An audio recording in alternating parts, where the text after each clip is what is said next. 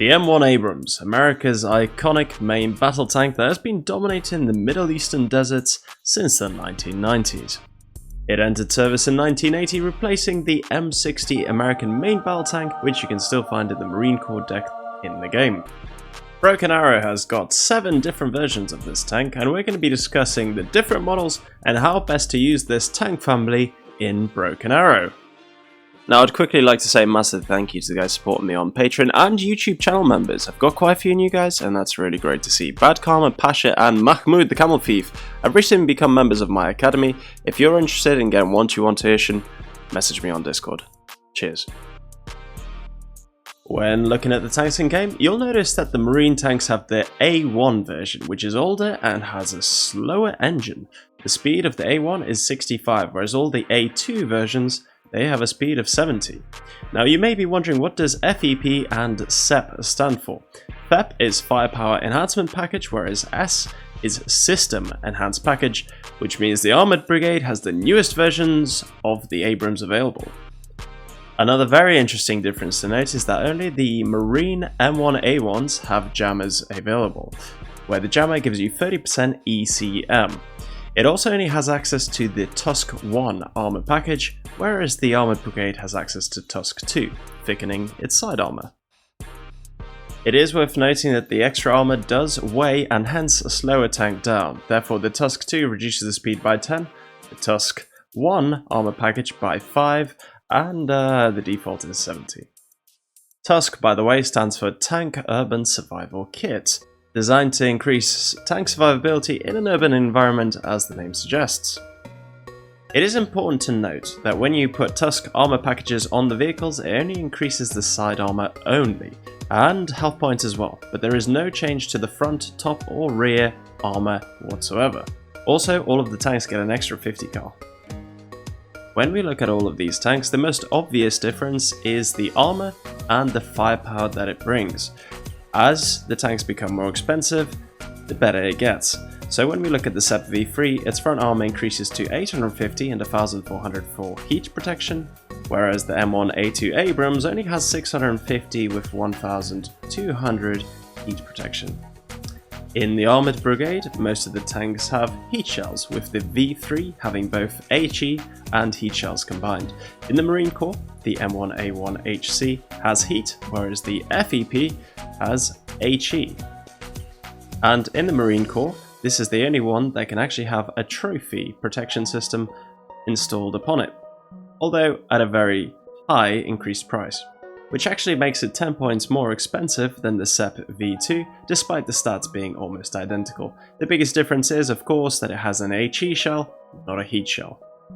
When we look at building decks, you're further limited by the quantity of tanks available. So for example, you can only have 2 maximum SEP V3s and FEPs. However, 4 of all other types of tanks except from M1A2 you can actually get 6, and for the M1A2 you can actually get 8. And this is a lot of tank and a lot of firepower for a whopping total of 215 points, making it the cheapest Abrams in the family. Apologies, the M1A1HC is actually the cheapest one in the family, but you can obviously only bring 4 of those. Now the last unit we got to talk about is the M1A2 SEP V2 Tour. And you know it's a stealthy reconnaissance tank because camo nets, right? It's a beautiful looking vehicle, but the only difference between it and most of the others is the 2000 vision compared to most of them with 1400. It's got 1.25 stealth and a laser designator as well. Otherwise, its firepower is the exact same as the normal SEP V2, and it has no active protection or jammer possible to be upgraded, and no extra armor too. We also, of course, do have to mention the M1150 Assault Breacher, which is obviously, as you can see, based on the Abrams chassis. However, it's not a tank in the sense that we're talking about, so we're just going to ignore it, despite this being a very super duper cool vehicle. So how do the tanks stack up against each other? I'm not going to bore you by talking about every single model in detail. They are very similar overall, but there are some nuances. I think the best way to compare the spectrum, obviously the more expensive ones are better, and the cheaper ones tend to be a bit worse. So we can start off by talking about the cheapest one, which belongs here to the United States Marine Corps M1A1HC, which I believe is heavy cavalry. When we look at this tank, they all have a minimum of 17 health points. This one has less vision, as 1200 optics as opposed to 1400 for most of the other tanks. It has weaker frontal armor, and this is important because the weak frontal armor is easily penetratable by Russian tanks. It also makes it a lot easier for the ATGMs to get through, because this is the same value, the 1200 is the same value as a Cornet M anti-tank missile, whereas this is higher, meaning that the missile will do less damage. What other features do we have about the cheapest tank? So the advantages of it are, it is cheap, obviously, it is a lot of bang for your buck. It is very easy and cheap to upgrade it to the jammer. For 15 points, it's super worth it. And the armor package is also pretty cheap, giving it an extra 50 cal and extra survivability of 1 extra hit point. The disadvantages of it, however, are a very slow speed for a tank. 60 is as slow as it gets. Most other tanks are about 70, especially the Russian ones. However, there's obviously some tanks that are slower. The other disadvantage is the weak front armor that we've already discussed, the lack of vision, and the weaker, slightly weaker gun with 450 kinetic penetration. 600 heat penetration doesn't really change, as this is actually quite similar to the other tanks, apart from the other ones actually have less penetration available to them, including the SEP V2, which is surprising. Then, when we compare it to the SEP V3, the advantages of it are the strongest armor in the game, making it on par with the T14 Armata, a very well defended tank. It's got the highest gun penetration for kinetic energy, which is also an advantage. It has heat and HE shells, meaning that it can use different shells for vehicles and infantry, dealing a high amount of damage to the proportional unit that it's fighting. The speed is 70 by default, its vision is increased to 1750, which is quite high for a tank, and it's got 17 health points. When we upgrade it, however, you can also have up to 19 health points as well as trophy. The disadvantages of it, however, is that it becomes super expensive at 385 points when you max it out. Upgrading it also reduces its speed to 60. Whilst not increasing the front armor whatsoever and increasing the side armor to still pretty low values, with 180 armor of kinetic defense on the sides. So those are the two extreme ends of the Abrams. All of the tanks in between are, well, in between, and you can customize your value of money.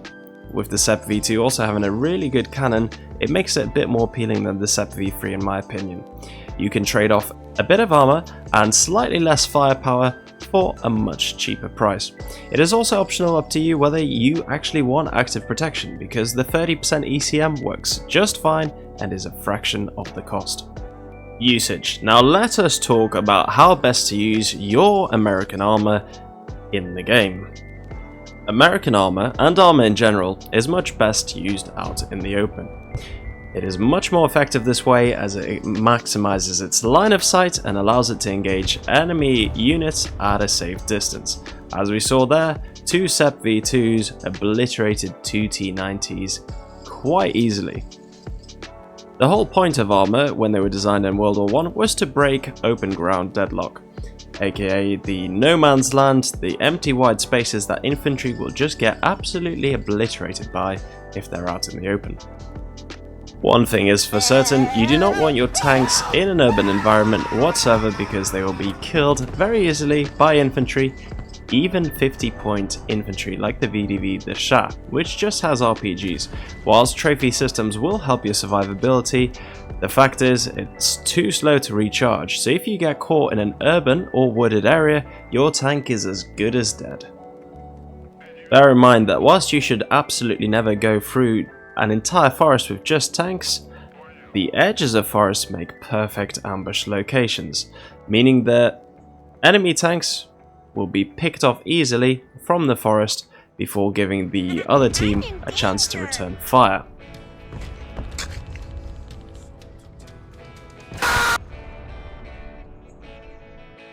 And while tanks are best in open spaces or spaces that you have very good visibility on, you should be always very wary of Russian ATGMs that can fire for 1,800 meters in ambush positions. In general, I highly recommend that you do have trophy on your Abrams, and if you do need to assault a heavily fortified position, the best way to do it is with a pack of Abrams. They work really well in a group sort of setting and unleash devastating firepower as well as really good and effective thunder runs. Don't forget to smoke your tanks, especially when you see ATGMs firing towards it, for example as so. I was a bit slow there, but you get the point.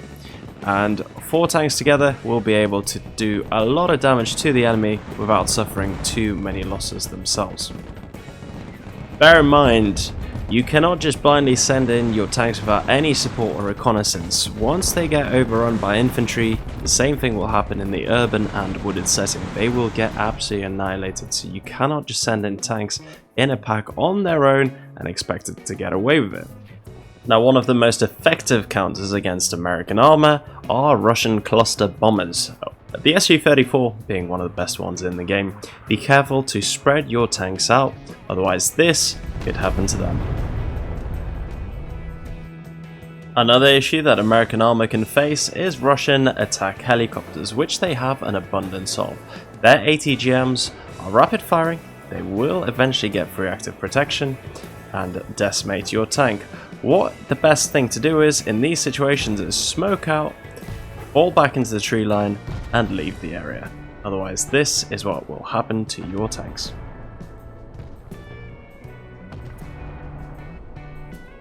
In order to get the most out of your tanks, combined arms is the way forward. That is the name of the game. Ideally, you'd actually want some of your infantry scouting, or things like a drone scouting out first to know what you're going into. That's not always possible, so let's just simulate our infantry being in contact with the enemy already.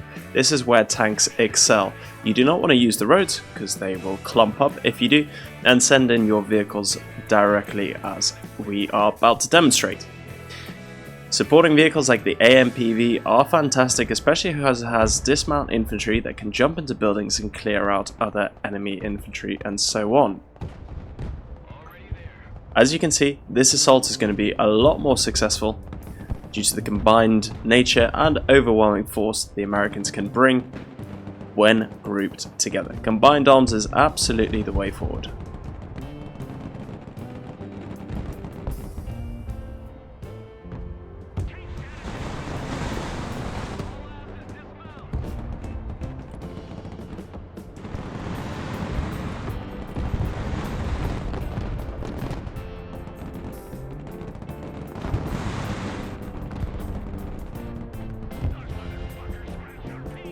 As you can see in this situation, in this scenario, we've only lost 1 unit, and that was one of the M1A2s, killed by another enemy tank.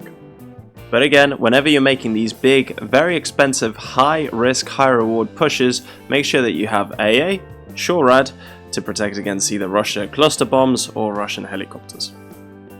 And that is all I have for you fine people today. This is a quick, absolutely quick, brief overview of the M1 Abrams series.